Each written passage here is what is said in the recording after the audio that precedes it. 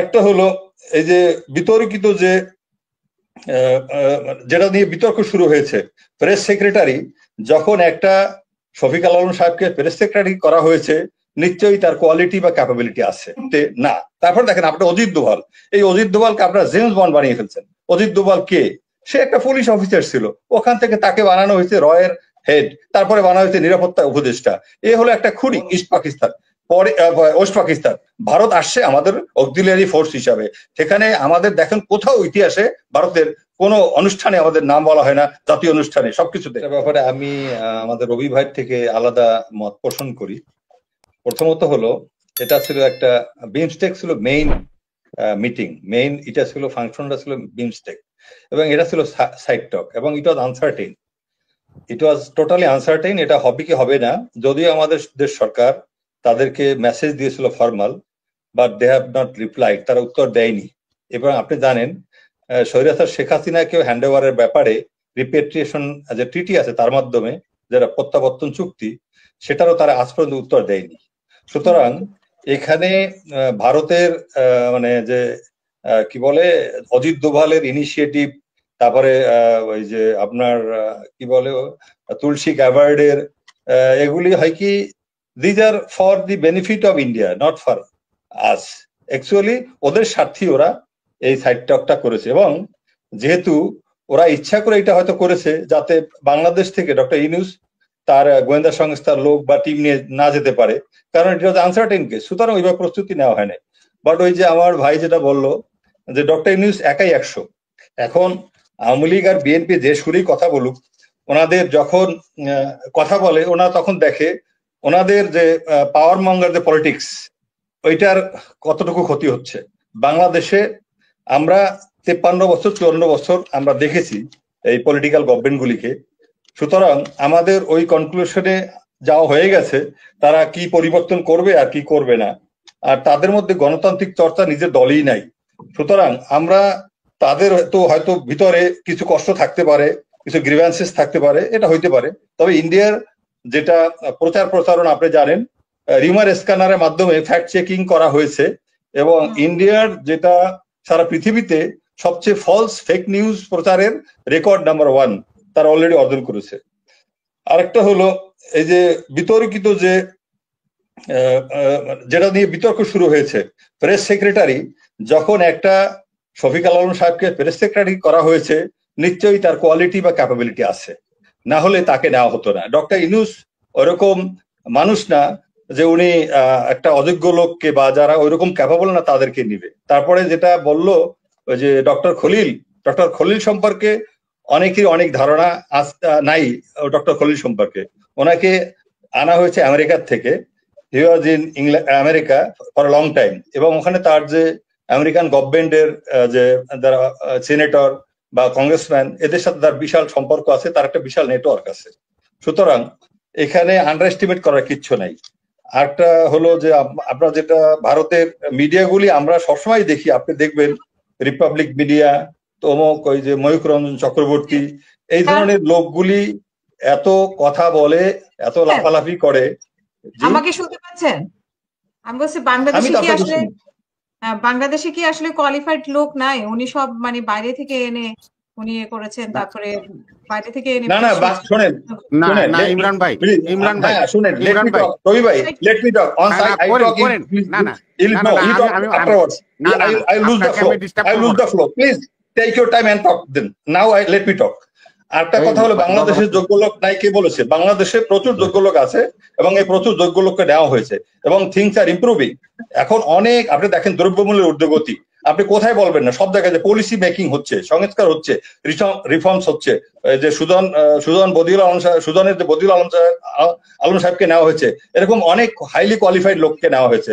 এখন আপনার রিজার্ভ রয়েছে অনেক, 62,000 কোটি টাকা লোন পরিশোধ করা হয়েছে, থিংস আর গোয়িং অন। এবং এখন হলো আপনার মেইন সমস্যা কোথায়? মেইন সমস্যা হলো বিএনপি কোঅপারেট করতেছে না, এবং ছাত্ররাও একটা গ্রুপ খারাপ হয়ে গেছে, ছাত্রদের মধ্যে কিছু সমন্বয় অলরেডি ডিরাইল হয়ে গেছে, তাদের নামে অনেক রিপোর্ট আসতেছে। এখন এই যদি বড় একটা বিএনপি, আওয়ামী লীগ মাঠে নাই বলতে গেলে, যেহেতু আওয়ামী লীগের নেত্রী নাই, আমরা আওয়ামী লীগকে কোনো ব্লেম করতে পারি না। আওয়ামী লীগের যারা আছে তারা হয়তো মামলা মকদ্দমা পালিয়ে আছে, অনেক কষ্টে আছে, এবং তারা যেভাবে হোক পুলিশ বা বিএনপির কিছু লোকের সাথে আপোষ করে আছে বিভিন্ন জায়গায়। আমার এলাকায় আমি যেটা জানি বিএনপির এবং আওয়ামী লীগের আত্মীয় স্বজন বন্ধু বান্ধব এরা একটা আপোষ করে চলতেছে এইভাবে, এবং প্রচুর অর্থ খরচ হচ্ছে তাদের, থানাকেও দেওয়া হচ্ছে আর নেতাদেরকেও দেওয়া হচ্ছে। সুতরাং ওগুলি আমার বলে আমি এটা দীর্ঘায়িত করবো না। আমার যেটা আসল বলার, Jaishankar is not a very successful foreign minister. কারণটা হলো আপনি দেখেন, যেটা আমার ভাই বললো, এই যে ইয়া ভাই, এই যে প্রথম যে বক্তা, আমার আমি নামটা ভুলে গেছি, উনি এই যে ইয়াং ম্যান, তো আমি জয়শঙ্করে দেখেন আফগানিস্তান থেকে ইন্ডিয়াকে উইথড্র করতে হয়েছে, মালদ্বীপ থেকে উইথড্র করতে হয়েছে, নেপালে তারা পরিবেশ নষ্ট করেছে, আপনি দেখেন বাংলাদেশের সাথে অবস্থা, শ্রীলঙ্কার সাথে। সুতরাং Jaishankar may be highly experienced, but he is not capable now. একটা লোক একটা সময় খুব সাকসেসফুল হতে পারে, থাকতে পারে, কিন্তু এই মুহূর্তে না। তারপর দেখেন আপনার অজিত দোভাল, এই অজিত দোভালকে আপনারা জেমস বন্ড বানিয়ে ফেলছেন। অজিত দোভাল কে? সে একটা পুলিশ অফিসার ছিল, ওখান থেকে তাকে বানানো হয়েছে রয়ের হেড, তারপরে বানানো হয়েছে নিরাপত্তা উপদেষ্টা। এ হলো একটা খুনি, তার মাথার মধ্যে হলো সমস্ত ভয়ঙ্কর কিছু। আপনি জানেন কানাডায়, আপনি জানেন ওই যে একজন শিখ নেতাকে নির্জরকে হত্যা করেছে এই অজিত দোভালের প্ল্যানে। আমেরিকাতে আরেকজন শিখ নেতাকে গুলি করা, মানে মারার প্ল্যান করা হয়েছিল। This is Ajit Doval. এখন এই অজিত দোভালের মানে যে কারণে সবকিছু হয়েছে তা না, it was pressure from America, it was pressure from America. কারণ ডক্টর ইউনূসকে ভারত মৌলবাদী বানানোর চেষ্টা করেছে, মৌলবাদীদের প্যাট্রন বানানোর চেষ্টা করেছে।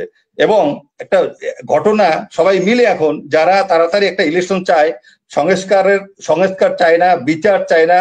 আর আমি যদি ওই যে মির্জা আব্বাসের কথা শোনেন, মির্জা ফখরুলের কথা শোনেন, মির্জা ফখরুলের কথা শোনেন, আগের কথা আর এখন কথা টোটালি অপোজিট। মির্জা ফখরুল যে বক্তব্যগুলো আগে দিয়েছে, একসময় বলেছে ওনারা এই আন্দোলনের সাথে ছিল না, এই যে বৈষম্য বিরোধী আন্দোলন বা জুলাই আগস্ট, একাধিকবার উনি বলেছে। আবার পরে বলে যে এটা আমরা ছিলাম। আমরাও জানি এটার পিছনে বিএনপি ছিল, আমরাও জানি এটার সাথে জামাত ছিল, আমরা জানি এটার সাথে বাম রাজনীতি ছিল। এখন আমরা এই মির্জা ফখরুলের মতো লোক বা মির্জা আব্বাসের মতো লোকের কথায় বার্তায় আমরা যদি উদ্বেলিত হয়ে যাই তাহলে হবে না। আমাদের ডক্টর ইউনূসের আমি মনে করি এটা বিগ সাকসেস। ওখানে গিয়েছে, চেয়ারম্যান 2 বছরের জন্য হয়েছে, হ্যাঁ সবই routine work, but he was chosen and he is the best. এবং তাকে ওই মোদির মতো লেখা পড়ে, একটা ইংরেজি লেখা দেখে পড়ে বলতে হয় না, উনি অটোমেটিক বলতে পারে ঘন্টার পর ঘন্টা। আর একটা হলো চায়না ভিজিটটা আমাদের ইন্ডিয়াকে ত্বরান্বিত করেছে, মানে তাদেরকে বলেছে কুইকলি, ওরাই বলছে যে না, it is going somewhere else, things are going out of our control, আর আমাদের ইসের বাইরে চলে যাচ্ছে, গ্রিপের বাইরে বা আমাদের ইসের স্বার্থের বাইরে। সুতরাং আলটিমেটলি তারা এখানে আসছে। এখন আমি এত বছর ভারতের সাথে, 15 বছর আমাদের স্বৈরাচার এই যে পুতুল সরকার ছিল ভারতের, এই মহিলা আমাদের একটা চুক্তি আমাদের ফেভারে করছে, কোন পানি আনতে পারছে বলেন? আপনি মংলা পোর্ট দিয়ে দিলেন, আপনি চিটাং পোর্ট দিয়ে দিলেন, আর আমাদের গাড়ি, পণ্যবাহী গাড়ি নেপালে যেতে পারে না, ভুটানে যেতে পারে না। এখন এই যে মানে এখন যেটা আমাদের চোখের চোখ রেখে কথা বলা, চোখে চোখ রেখে সমানভাবে সম্মানের সহিত, আমাদের ইন্ডিয়া আমাদের প্রতিবেশী, বৃহৎ প্রতিবেশী, we have all the respect, but India should have also respect for us. India, আমরা কোনো করদ রাজ্য না, ইন্ডিয়া আমাদেরকে দেশ স্বাধীন করে দিছে, এগুলি বলবো আর এটা আমরা মেনে নেবো। আমরা 9 মাস যুদ্ধ করেছি, তার মধ্যে ইন্ডিয়া যুদ্ধ করেছে মাত্র 13 দিন। 3 ডিসেম্বর থেকে 2 তারিখে যখন বিমান হামলা হলো ইন্ডিয়াতে, 3 তারিখ থেকে এই ইন্ডিয়া অ্যাকশনে আসলো, আর আমাদেরকে তারা হেল্প করেছে। বিহাইন্ড দেম রাশিয়া ওয়াজ দেয়ার, রাশিয়ার সাপোর্ট ছিল, একটা পরাশক্তির সাপোর্ট ছিল। সুতরাং শুধু ইন্ডিয়াকে ক্রেডিট দিলে হবে না, এবং ইন্ডিয়ার কারণে আমাদের দেশ স্বাধীন হয় নাই, এটা আমাদের বুঝতে হবে। ইন্ডিয়া আমাদের যুদ্ধকে, মুক্তিযুদ্ধকে খাটো করে দেখে, তারা মনে করে পাকিস্তান ভারতের যুদ্ধ ছিল। No, it was war between আমাদের 2 দেশ, পূর্ব পাকিস্তান এবং ইস্ট পাকিস্তান, পরে ওয়েস্ট পাকিস্তান। ভারত আসছে আমাদের অক্সিলিয়ারি ফোর্স হিসাবে। সেখানে আমাদের দেখেন কোথাও ইতিহাসে ভারতের কোন অনুষ্ঠানে আমাদের নাম বলা হয় না, জাতীয় অনুষ্ঠানে, সবকিছুতে। এখন আপনার বিএনপির সুর আমাদের বোঝা গেছে, আমরা জানি এই সুরের সাথে আমরা, কারণ ওই মির্জা ফখরুল হলো ভারতের মুর্শিদাবাদের জামাই, আমরা জানি এগুলি। সুতরাং আমাদের অনেক কিছু আছে, অনেক কিছু বের করতে হবে। আমাদের আগে দেশ, আগে জাতি, আগে বিচার, তারপরে সংস্কার, যাই বলেন এগুলি হবে। এত লাশ পড়ে গেল, এত মানুষ মারা গেল, সেটা বিএনপির ছেলেরাও মারা গেছে, বিএনপির যুবকও মারা গেছে, এবং ছাত্ররাও মারা গেছে, আমজনতাও মারা গেছে। তাদের বিচার হবে না, তাদের হবে না, শাস্তি হবে না। আর আমি আগে একটা ইলেকশন দিব, আর ইলেকশনটা আবার দিব কোনটা? ইলেকশন চায় না, তার স্থানীয় ইলেকশন চায় না। কেন? স্থানীয় ইলেকশনটা হয়ে গেলে তাহলে তো তাদের আর বাণিজ্য থাকবে না। এমপি হওয়ার পরে তো বাণিজ্য করতে হবে, কারে উপজেলা চেয়ারম্যান বানাবে, কারে মেয়র বানাবে, এগুলো একটা লেনদেন আছে না, নমিনেশন আছে না, আত্মীয় স্বজন আছে না। সুতরাং এইটাকে বন্ধ করতে হলে আমাদের সংস্কার দরকার এবং আমাদেরকে বিচার করতে হবে। এটা যত অ্যাটলিস্ট যারা বড় বড় আসামি এখন যারা ধরা পড়েছে জেলে আছে, এবং শেখ হাসিনা বর্তমানে এক্সপার্ট রায় হবে, অসুবিধা কি? শেখ হাসিনা যদি আসে খুব ভালো, না we have nothing to do. অসংখ্য